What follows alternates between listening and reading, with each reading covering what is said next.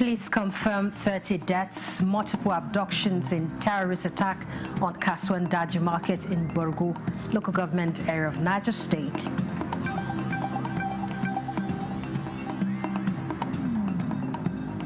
Troops in Kogi neutralize armed bandits, arrest key logistics supplier in coordinated operation.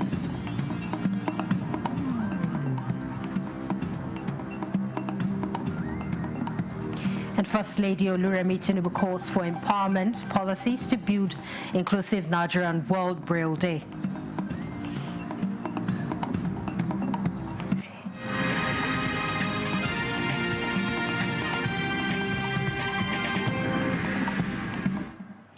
Hello and welcome to the news desk at 3 on NTA News 24. We're live in Abuja. I'm Comfort Modu.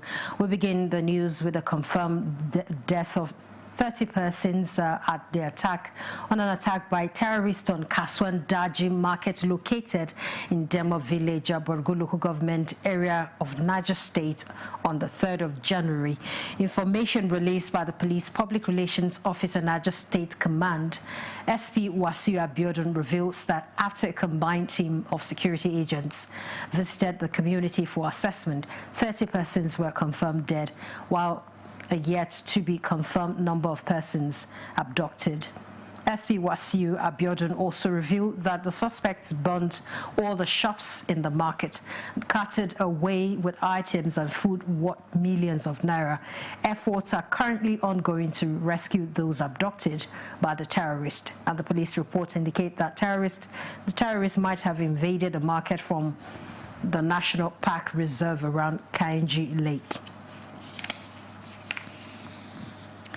Troops of the 12th Brigade Nigerian Army operation in Lokoja have recorded significant operational successes against criminal elements in Kogi State. In the coordinated operations on Saturday, the forces neutralized armed bandits and arrested a suspected logistics supplier.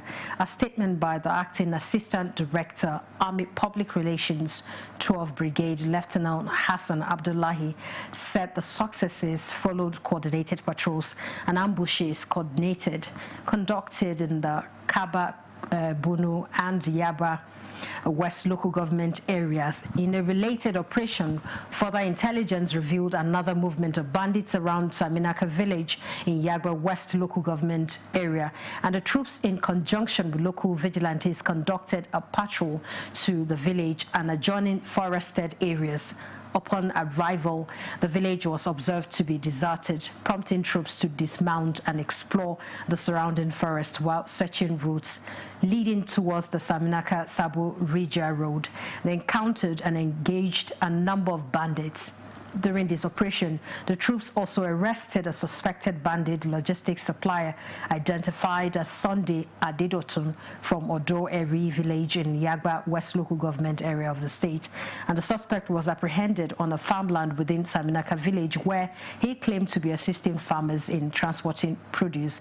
Items discovered in his possession were cartons of energy and soft drinks, bottled water, and harvested farm produce. The suspect is currently in custody undergoing investigation, and the Commander, 12th Brigade Nigerian Army, Brigadier General Kasim Umar Sidi, commended the troops for their professionalism, courage, and timely response to credible intelligence. He added that their actions reflect a high level of commitment to duty. He said the public and the troops will continue. He assured the public that the troops will continue to sustain aggressive patrols, ambushes, and intelligence-driven operations to deny criminal elements freedom of action within the area.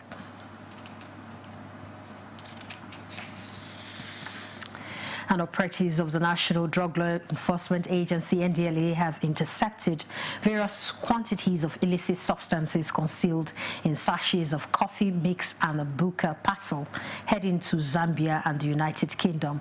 Salwa Khalil Ibrahim reports that a wanted drug kingpin, popularly known as Mama Kerosene, was nabbed in Ibadan.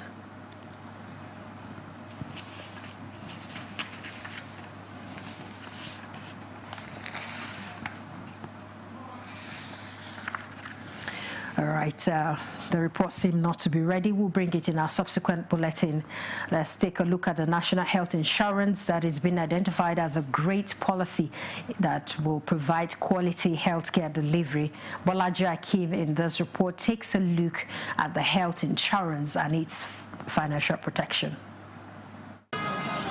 Recognizing that a healthy population is essential to the economic growth of the country, the federal government introduced a universal health coverage scheme designed to ensure all Nigerians have access to quality and affordable health care services. For medical experts, the implementation of National Health Insurance Authority Act and other strategies by stakeholders resulted in a significant increase in the number of people captured in the year 2025 and a marked reduction in out-of-pocket health expenditures. The expansion of the health insurance in Nigeria in 2025 was quite significant. At the beginning of the year, we were roving around 5-6 million, as at the end of the year, we had crossed 20 million citizens that have subscribed to health insurance. Experts also advocate broader healthcare coverage by providers across Nigeria. The patients with insurance are more likely to complete rehabilitation, recover faster, and return to work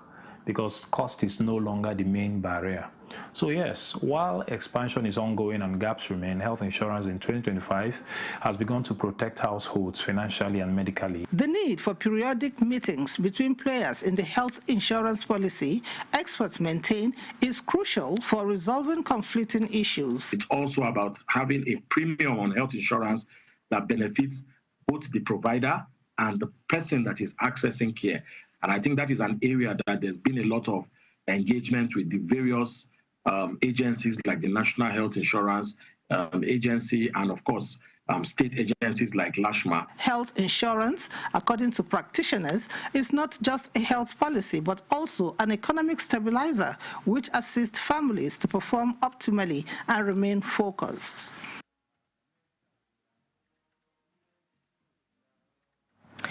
Across Kano, Jigawa and Katsina states, renewed investment in primary health care and emergency response systems are reshaping health outcomes at the grassroots, and from improved maternal and child health services to stronger community participation.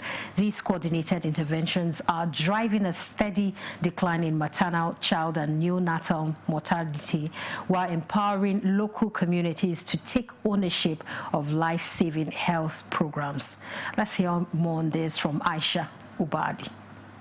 Achieving robust people-centered health care revolves around individuals and communities, not just the treatment of diseases. In addressing structural and systematic challenges, the Kano State government has so far upgraded over 200 primary health care centers across the state, many of which are now equipped with solar power and reliable water supply. This is Kawaji Primary Health Care Center, one of the primary health centers in Nasarawa local government area of Kano State.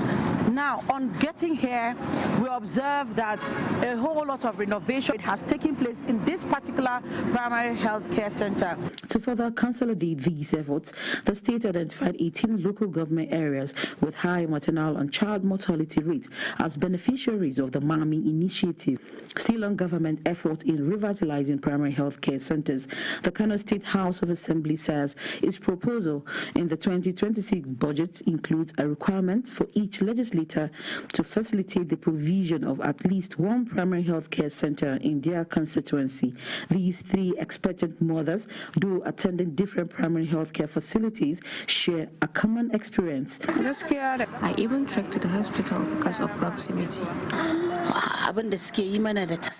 Honestly, there is great improvement, especially in the area of drugs and screening. The services have significantly improved, especially the counseling. In Jigawa State, over 100 primary health care centers have been upgraded, with several others currently under construction. Most of the facilities are solar powered, significantly improving access to quality health care services and stabilizing maternal and child health outcomes. This administration has already recruited 827 primary health care workers and also additional 1,500 workers on ad hoc basis. basis that so all the necessary staff needed for our health facilities to function are put in place. The Executive Secretary of the Katsina State Primary Healthcare, Dr. Shamsuddin Yahya, says close to 300 primary healthcare centers have been revitalized and equipped with adequate manpower and facilities to ensure effective service delivery. He adds that plans are underway to further improve the centers with resources already earmarked for this purpose in the 2026 budget. But once you see those facilities that have been revitalized, you see that they have whatever it takes. It brings a lot of confidence in the people. With the belief that with sustained investment, community participation, and political commitment, the three states will continue to strengthen primary health care as the foundation for resilient and healthier communities across the Northwest. In Kano, Aisha Uba Ali, NTA News.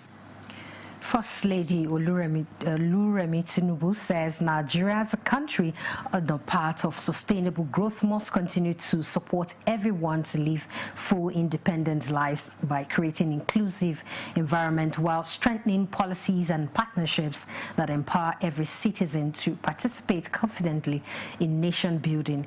This is in her message marking 2026 World Braille Day, celebrating Braille as an important tool of inclusive dignity and independence for the blind and visually impaired persons. The First Lady says Braille, when integrated with technology, guarantees equal access to information, education and opportunities, bridging digital gap and ensuring accessibility in a world that is becoming increasingly digital.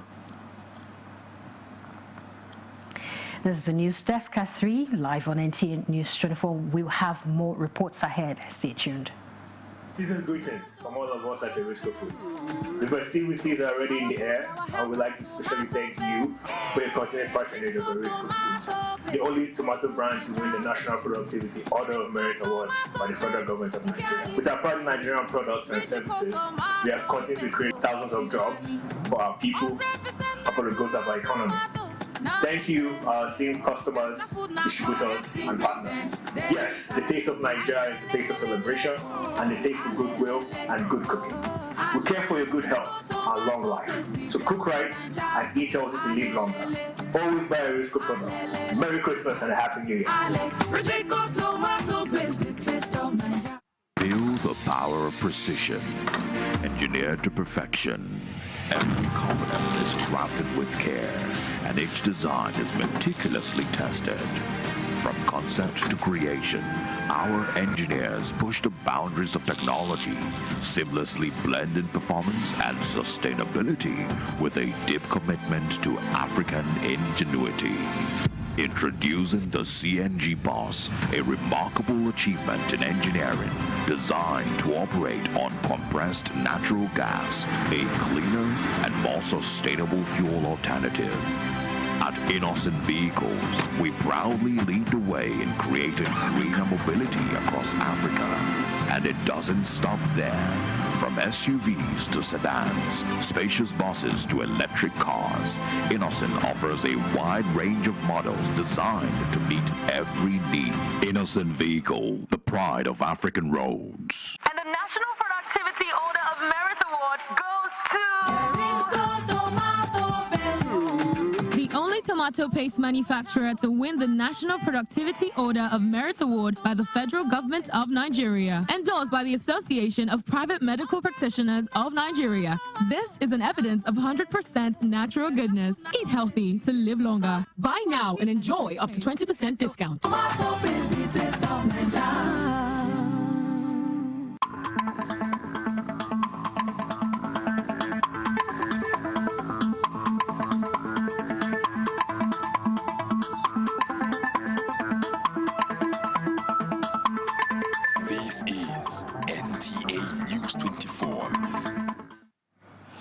Kogi State Governor Ahmed Usman Ododo has commended the Nigerian Television Authority, Lokoja, on its professionalism in the coverage of government house events.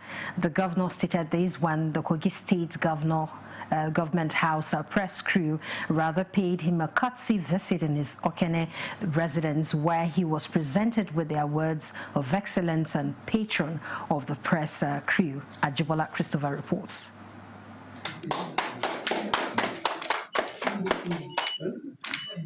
Thank you very much. Anybody else? This one has no. Just give them, they will do it at their time. Okay. This one is okay. It's still me. Thank you very much. You can have your seats. You have to.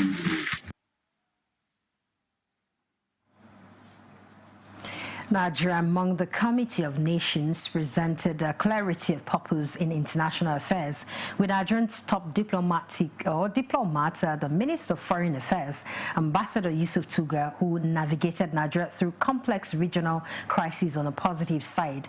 Nigeria forged key economic partnerships and initiated a major internal reform of its diplomatic mechanism, and with the appointment of ambassadors globally.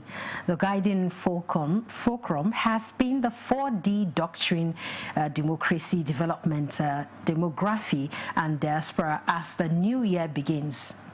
Garba Natala examined some of the diplomatic engagement in 2025. The first D, democracy, was put into test directly this year in a significant policy declaration where Nigeria's Minister of Foreign Affairs, Yusuf Tuga, maintained Nigeria's stance on defending people's mandate against the unconstitutional change of government across West Africa. The model for this approach was Nigeria's swift and successful intervention in the Republic of Benin, which helped foil an attempted unconstitutional change of government. Democracy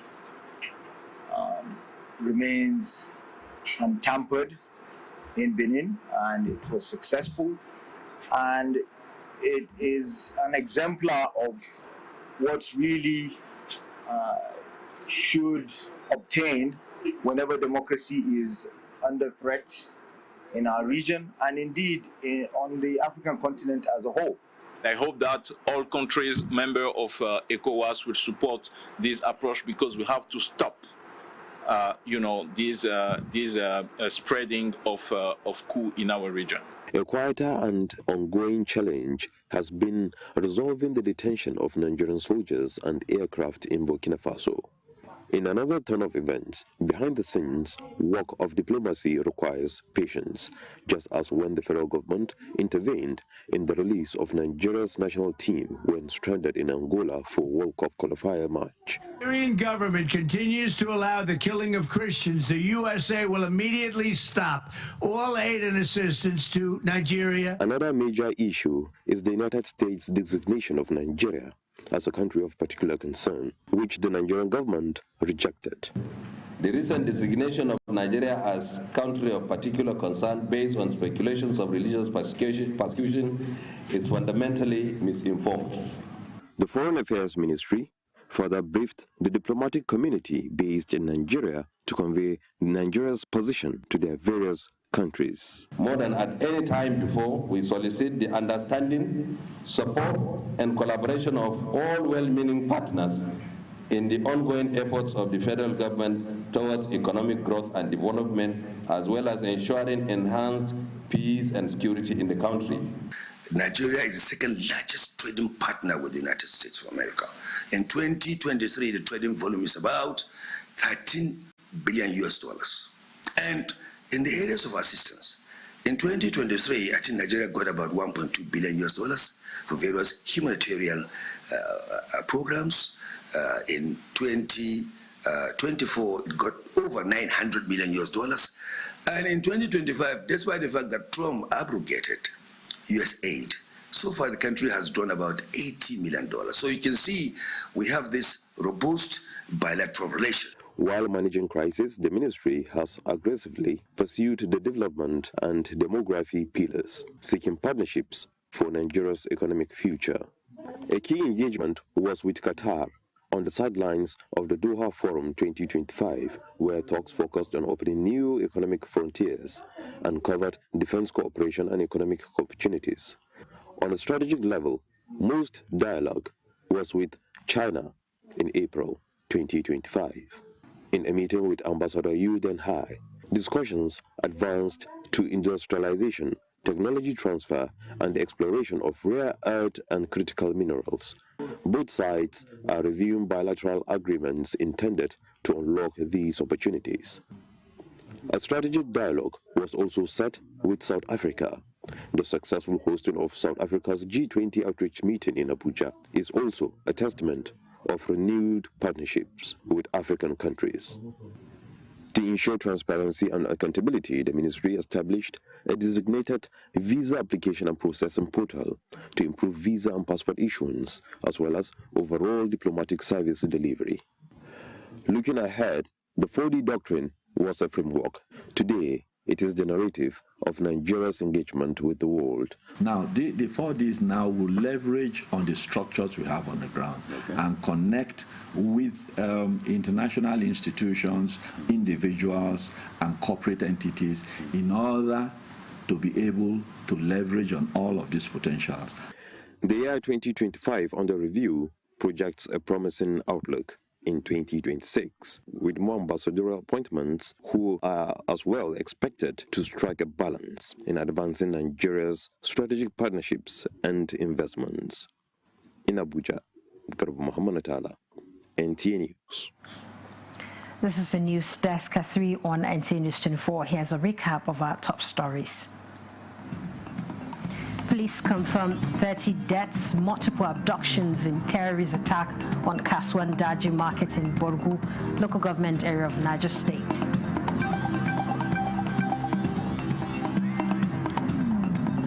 Troops in Kogi neutralize armed bandits arrest key logistics supplier in coordinated operation.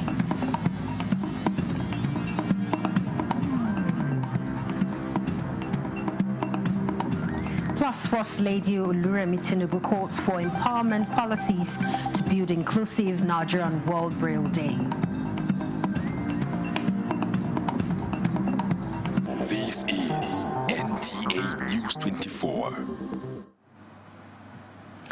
In the foreign news, Venezuelan President Nicolas Maduro is being held in a federal detention facility in New York, hours after U.S. Special Forces captured him and his wife in a dramatic pre-dawn raid on Caracas, the capital of Venezuela.